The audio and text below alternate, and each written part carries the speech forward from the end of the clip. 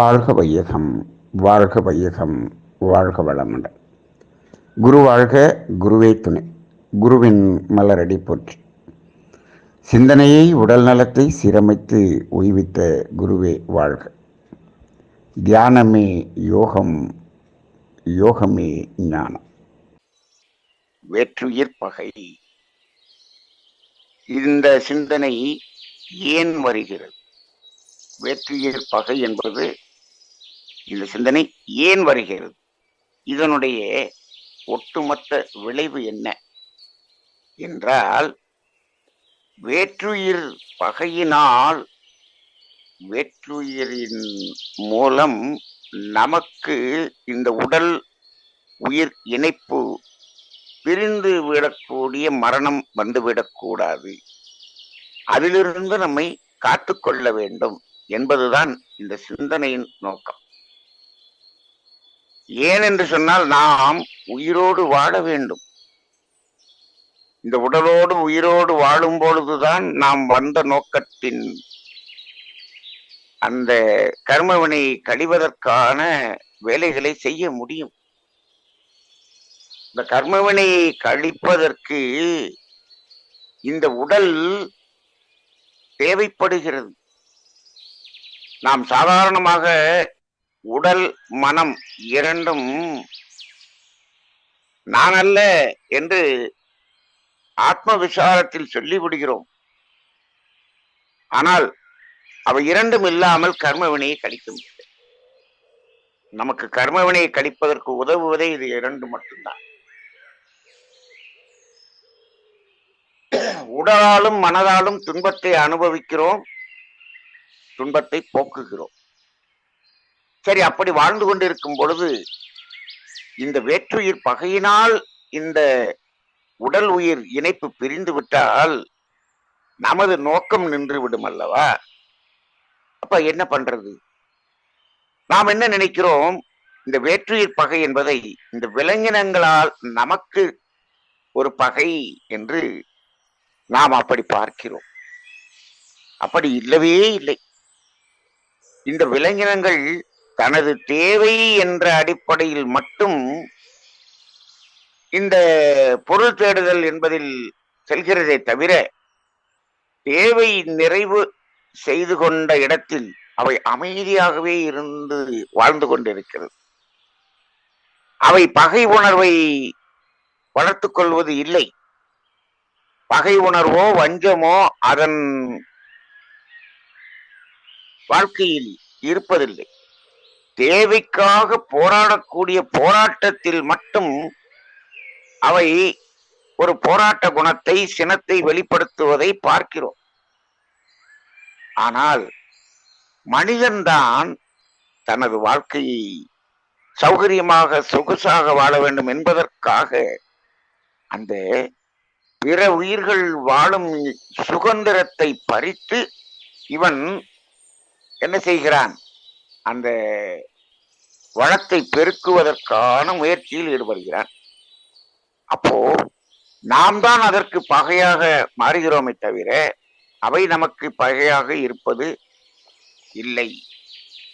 சரி, அப்ப நாம் எந்த விலங்கினங்களுக்கும், எந்த வேற்றுயிர்க்கும், எந்த உயிருக்கும் துன்பம் கொடுக்காமல் இருந்தோம் என்று சொன்னால், நமக்கு எந்த உயிரினங்களினாலும் இருந்தும் நமக்கு எந்த ஒரு பகையும் அழிவும் வராது.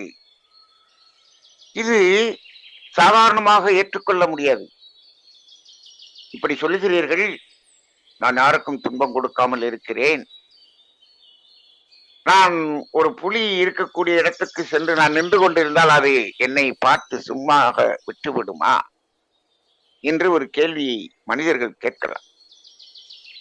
அது பசி இல்லாமல் இருந்தால் நம்மை ஒன்றும் செய்யாது, பசியாக இருந்தால் நம்மை துரத்தும், உண்மைதான். ஆனால் எப்பொழுது நாம் யாருக்கும் எந்த துன்பமும் செய்யாமல் இருந்து நமது கர்ம வினையையும் கழித்திருந்தோம் என்று வைத்துக் கொள்ளுங்கள், அப்பொழுது கூட அது பசியாக இருந்தாலும் நம்மை ஒன்றும் செய்யாது என்பதை சில ஞானிகள் நிரூபித்து காட்டியிருக்கிறார்.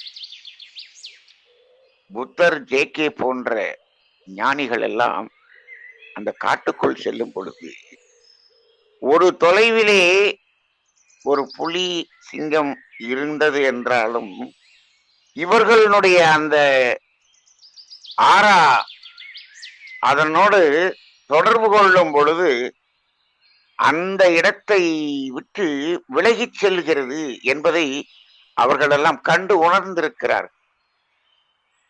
அந்த அளவுக்கு மனிதர்கள் யார் மீதும் பகை உணர்வு என்பதே இல்லாமல் கர்மவினை தூய்மை செய்து வாழ்ந்து கொண்டிருக்கும் பொழுது அந்த விலங்கினங்கள்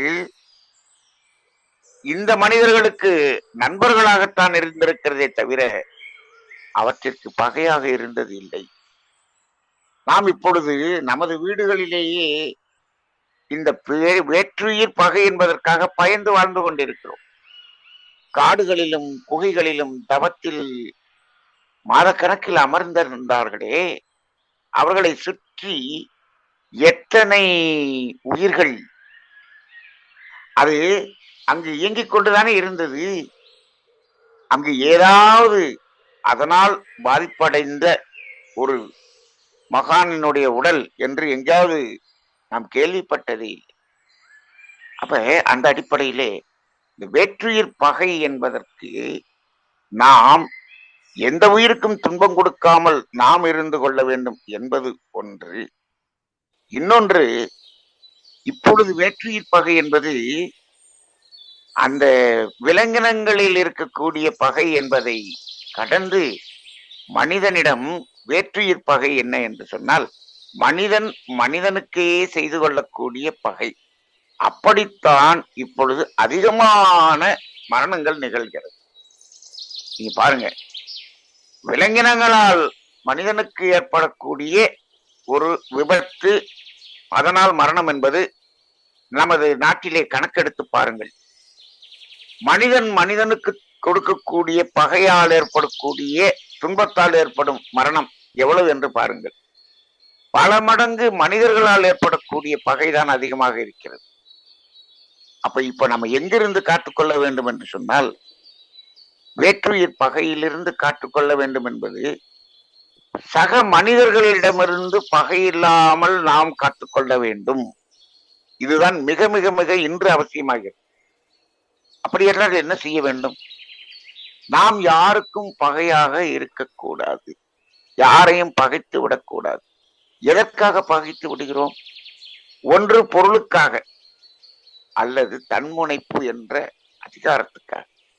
அதிகாரப்பற்று, பொருள் பற்று என்ற இரண்டு தன்முனைப்பின் அடிப்படையில் தான் பிறரோடு நாம் என்ன பண்ணுகிறோம்? பகை என்பதை உண்டு பண்ணுகிறோம்.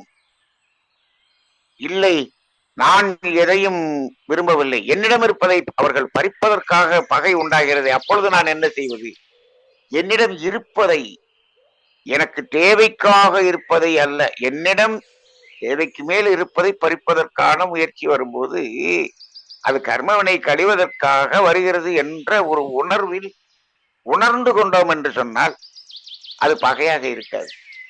இது என்னுடையது என்று அந்த தனது என்ற ஒரு எல்லை கட்டி நிற்கும் பொழுது அது பகையை உணர்வை நாம் ஏற்படுத்தக்கூடியவர்களாக மாறிவிடுகிறோம். ஆக நாம் உள்ளதை உணர்ந்து நமது வாழ்க்கை என்ன, நமது தேவை என்ன, நமது இருப்பு என்ன, இந்த நிலையில் நாம் வாழ்ந்து கொண்டிருக்கும் பொழுது பிற உயிர்களுக்கு அவர்களுடைய சுதந்திரத்தை பறிக்காமல் நாம் இருந்து கொண்டோம் என்றால் நமக்கு எந்த பகையும் வராது.